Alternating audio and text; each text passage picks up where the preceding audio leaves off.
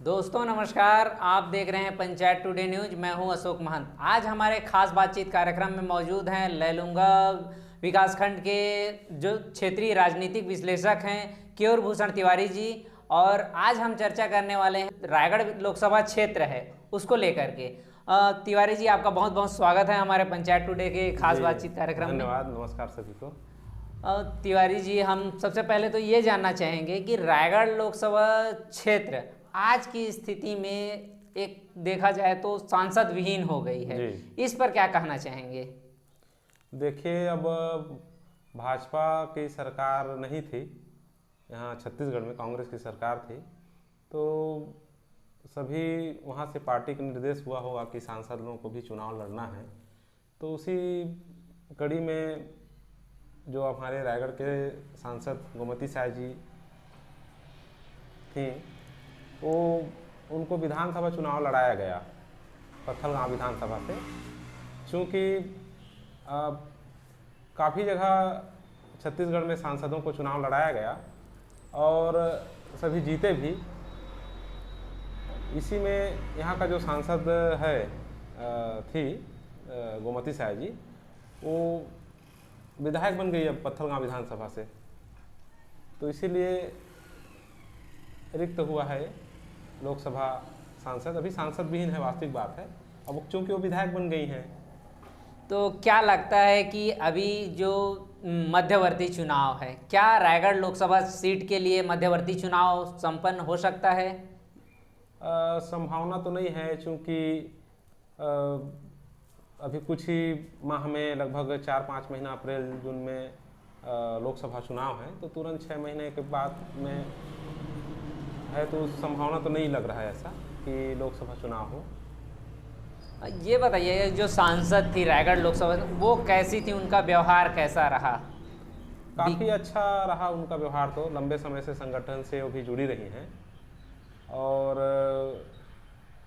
एक एक्टिव कहना चाहिए, अच्छा रिस्पांस रहा उनका संसदीय क्षेत्र में। और कोरबा से जो लोहरदगा रेल लाइन का जो एक मुद्दा था, उन्होंने काफ़ी संसद में उठाया भी, और संसद में उठाने के साथ में जो हमारे देश के यशस्वी प्रधानमंत्री हैं उनसे भी मिलना, रेल मंत्री जी आदरणीय अश्विनी वैष्णव जी से भी मिलना हुआ उनका।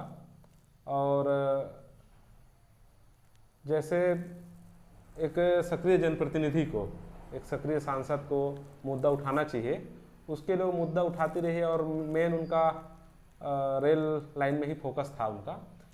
लेकिन लोकसभा क्षेत्र में जो हमारे कई विकासखंड हैं, जैसे रायगढ़ खरसिया तो रेल लाइन में है अभी वर्तमान में, लेकिन जैसे अपना लैलूंगा हुआ, पत्थलगांव हुआ, जसपुर है, फरसाबहार है, कांसाबेल है, कुनकुरी है, ये रेल लाइन से अभी तक नहीं जुड़ पाए। कोल के क्षेत्र में, कोयला के क्षेत्र में अपना जैसे धर्मजयगढ़ वगैरह तो जुड़ ही गया है, लेकिन जो बाकी इधर के विधानसभा क्षेत्र हैं या ब्लॉक हैं, वो नहीं जुड़ पाए। आज़ादी के बाद से जिस तरह से देखा जा रहा है, आज़ादी के बाद से जो रायगढ़ लोकसभा सीट है, इसमें कंवर और गोंड जनजाति, खास करके इन्हीं दो जातियों से जो सांसद हुआ करते थे, या आज भी सांसद इन्हीं जातियों से होते हैं, इसके संबंध में आप क्या कहना चाहेंगे? जैसे कि इन्हीं जाति से ही टिकट क्यों दिया जाता है? चूँकि अनुसूचित जनजाति के लिए रायगढ़ लोकसभा क्षेत्र आरक्षित है, और यहाँ कंवर समाज, गोंड समाज से ही जनप्रतिनिधि चुनते आए हैं। और जैसे अभी हमारे छत्तीसगढ़ के वर्तमान जो मुख्यमंत्री हैं आदरणीय श्री विष्णुदेव साय जी, और उनके थे स्वर्गीय श्री नरहरि प्रसाद साय जी, वो यहाँ के सांसद हुए और केंद्रीय मंत्री भी रहे वो। और चूँकि वो पैंकरा कंवर समुदाय से थे, और उसके बाद में जैसे अपना उमेश सिंह राठिया जी, अपना राठिया समाज से भी, कंवर समाज से ही वो भी बिलोंग किए, वो भी यहाँ से सांसद रहे। और उसके बाद में गोंड समाज से पुष्पा देवी सिंह, सारंगढ़ राजघराने की हैं वो भी यहाँ से सांसद लंबे समय से रहे, गोंड समाज से। और नंद कुमार साय जी कंवर समाज से वो भी रहे, और उसके बाद में अजीत जोगी जी रहे यहाँ से, वो भी आदिवासी समुदाय से रहे। हालांकि उनका बाद में जाति प्रकरण वगैरह में कुछ उलझा, लेकिन उस समय तो आरक्षित सीट से ही चुनाव लड़ते रहे वो भी। और उसके बाद में विष्णुदेव साय जी लगातार 4 बार सांसद रहे यहाँ। और फिर गोमती साय, विष्णुदेव साय जी का जैसे पूरे प्रदेश में एक भाजपा का विजन चला कि सभी का टिकट कटना है, तो उसी बीच में विष्णुदेव साय जी का भी टिकट कटा और वो 5 साल ऐसे ही रहे। और उसके बाद में गोमती साय जी को टिकट मिला और सांसद बनी यहाँ से। लेकिन जैसे आप जो प्रथम में सवाल किए थे कि पत्थलगांव विधानसभा से चूँकि विधायक बन गई और सांसद का रिक्त सीट हुआ, और यहाँ से शुरू से कंवर समाज से ही, गौड़ समाज से ही सांसद चुने गए हैं। चूँकि एक बहुल ये क्षेत्र आपका आदिवासी जनजाति समुदाय से लोग आते हैं, और यहाँ कंवर और गौड़ के साथ साथ उरांव समाज के लोग भी काफ़ी ज़्यादा हैं यहाँ। तो क्या उरांव समाज में ऐसे कोई नेता नहीं है जिनको प्रतिनिधित्व का मौका दिया जाना चाहिए? हाँ, एक लंबे समय से जसपुर क्षेत्र से उरांव समाज से भी प्रतिनिधित्व करते आए हैं। और अब तो केंद्र का स्थिति बनेगा कि क्या होना चाहिए, कैसा होना चाहिए, उनका सर्वे, लाइब्रेरी रिपोर्ट वगैरह क्या है, कैसा है, वो लोग अपना समीक्षा करते हैं। लेकिन कंवर गौड़ समाज से अब एक कहना चाहिए लंबे समय से प्रतिनिधित्व करते आए हैं। तो उरांव समाज से भी कई अभी वर्तमान में हैं, दिग्गज हैं, तो दिया जा सकता है उनको टिकट भविष्य में। तिवारी जी, हम आपसे ये भी जानना चाहेंगे कि इससे जो पूर्व सांसद रहे और अभी वर्तमान में जो छत्तीसगढ़ के मुखिया हैं विष्णुदेव साय जी, वो भी रायगढ़ लोकसभा सीट से सांसद रहे हैं जी। एक बार केंद्रीय मंत्री भी रहे हैं और 4 बार वो सांसद रहे हैं। 2 बार पहले विधायक भी रहे हैं तपकरा विधानसभा से जी जी। और उनका एक राजनीतिक कैरियर लंबा समय से, जैसे उनका पढ़ाई हुआ और पढ़ाई करने के बाद में उनका पिताजी का निधन हुआ, उसके बाद में गांव आए, घर का परिस्थिति देखे हो, और जुदेव साहब जी का, जसपुर राजा साहब का, उनका एक अच्छा वरद हस्त रहा उनको, और उनको टिकट मिला तपकरा विधानसभा से, और वो बहुत ही कम उम्र के रहे हो, 24-25 साल ऐसा। तो उसके बाद में सांसद विधायक चुनाव से अच्छा वोट से जीते वहाँ से, तपकरा से फिर 2 बार विधानसभा। फिर उस समय नंद कुमार साय जी सांसद हुआ करते थे रायगढ़ क्षेत्र से। तो फिर वो जब सांसद में गए तो फिर अपना ये विष्णुदेव साय जी प्रथम चुनाव लड़े यहाँ से और जीते, और लगातार 4 बार भी रहे, केंद्रीय मंत्री भी रहे।